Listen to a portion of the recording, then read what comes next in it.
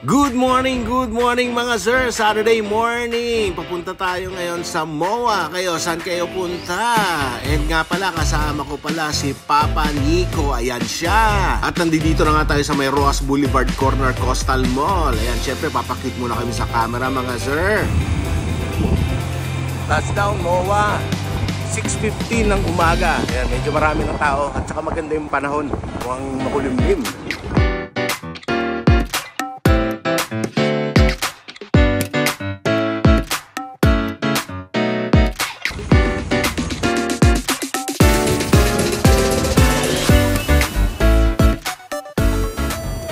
Uwi na kami. Pabalik na kami ng C5. Yan, syempre si Papa Nico.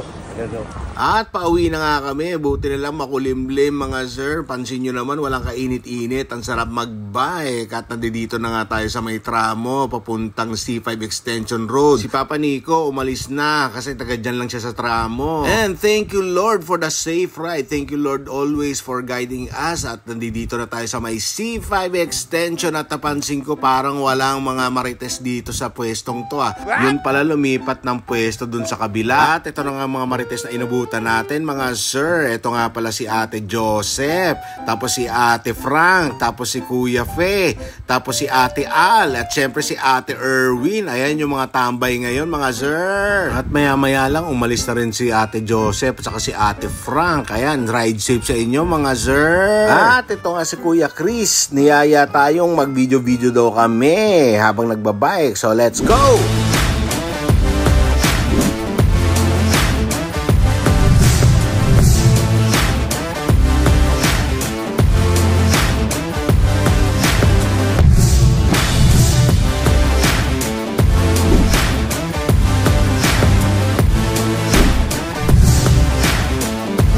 Pagkatapos namin mag-video at mag-date ni Kuya Chris, pabalik na kami sa tambayan. At ito yung inabutan namin, LPBC Las Piñas Bikers Club. Kagagaling lang nila sa Bermosa. Ang first ride nila mga sir at may kainan. Maya-maya lang inabutan ako ni Annalyn. Salamat sa pa-food and salamat din sa bumubuo ng LPBC. At syempre dahil busog na, ang time na. Salamat sa inyong panonood mga sir. Hanggang sa susunod nating vlog. Ingat kayo lagi. Ride safe always mga sir. Bye!